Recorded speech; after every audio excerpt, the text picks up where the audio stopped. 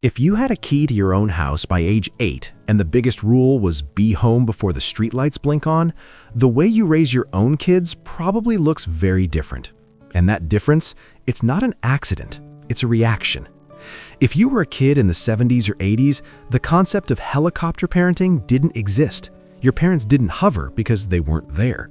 You came home to an empty kitchen, made a slightly burnt grilled cheese, and spent the afternoon with a TV that had exactly 4 channels.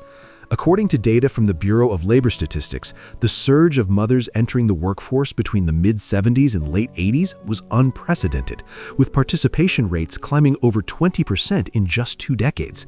This created an entire generation of latchkey kids, a term that felt normal then but sounds almost neglectful now. You learned to solve your own problems. If you forgot your homework, you faced the teacher alone. If a kid was mean to you on the playground, you figured out how to avoid them or fight back, because your dad wasn't calling their dad. This wasn't seen as resilience training, it was just Tuesday. A 2004 study from Reach Advisors actually labeled Gen X as one of the most underparented cohorts in modern American history. They weren't being cruel, they were just working. But the emotional byproduct was a deep-seated self-reliance, mixed with a quiet loneliness.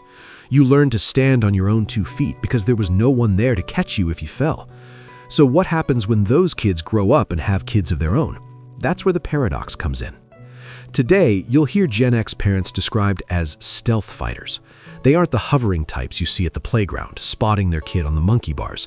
They're more likely to be sitting on a bench, reading a book, glancing up every few minutes. They give their kids the same space they craved. But the moment a real threat emerges, a genuine injustice at school, a serious health scare, they materialize with an intensity that shocks everyone. They shift from hands-off to full tactical mode instantly. Why? Because they remember what it was like to face a real problem alone with no backup. They are determined to be the backup they never had. Many of them swore they'd never be overbearing. They loved their freedom. But then the memory of that empty house creeps in. The silence of a birthday party where no one showed up because your parents forgot to send the invites.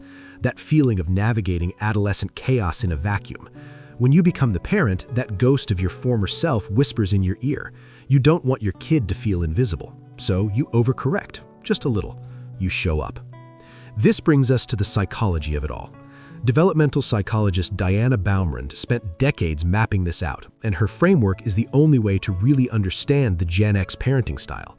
She argued that parents are defined by 2 axes: responsiveness, the warmth and emotional support you give, and demandingness, the rules and boundaries you set. On one end, you have the authoritarian parent, high on rules, low on warmth, the because I said so approach.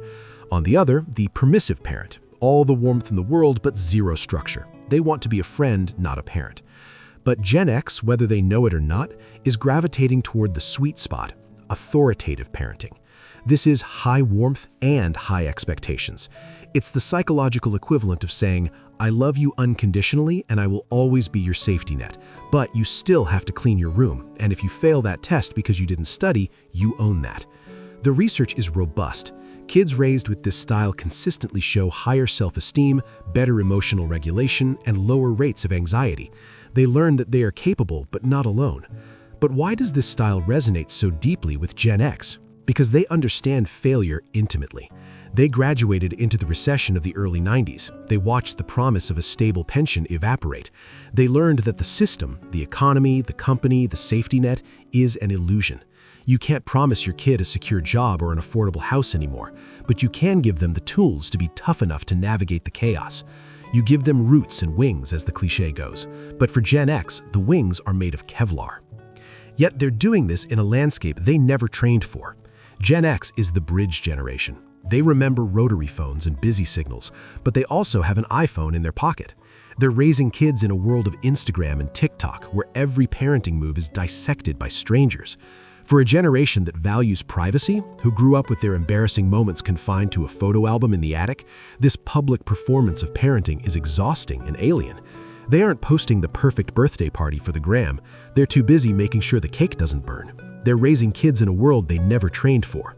They're also the classic sandwich generation. They're squeezed between aging boomer parents who think they're coddling their kids and Gen Z kids who think they're emotionally unavailable. They're translators in a family war where no one speaks the same language. Your mom thinks you're too soft for letting your 10-year-old walk to the park alone. Your kid thinks you're a tyrant for taking their phone away at 9 p.m., and you're just standing in the middle, trying to balance independence with connection. But here's the secret sauce that researchers are starting to notice. Gen X parents don't actually care that much about external validation. The latchkey experience taught them that the gold stars from the PTA or the judgmental looks from other parents are ultimately meaningless. They parent by an internal compass, calibrated by their own memories.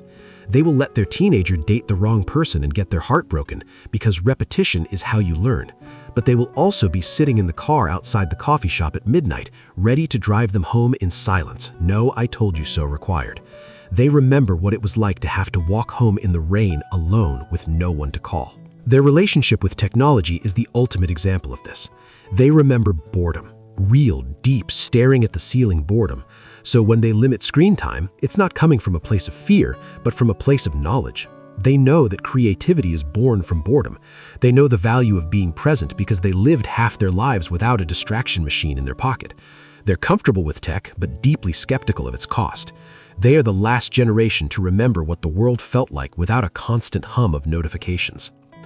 So, if you see a Gen X parent at a soccer game looking vaguely uncomfortable while other parents scream instructions from the sidelines, don't mistake it for disinterest. They are fully there. They just refuse to perform it. They're trying to raise a kid who knows how to fight their own battles, but also knows they have a fierce ally in their corner. It's not perfect. It's messy. They carry the scars of an under-nurtured childhood while trying to build a fortress of emotional safety for their own kids. They're breaking cycles while preserving grit. And for a generation once described as the least nurtured, the fact that they are showing up, truly, emotionally, consistently showing up, isn't just a parenting style. It's a quiet act of rebellion. And if that resonated with you, hit that like button and consider subscribing to the channel for more deep dives into the psychology of how we live.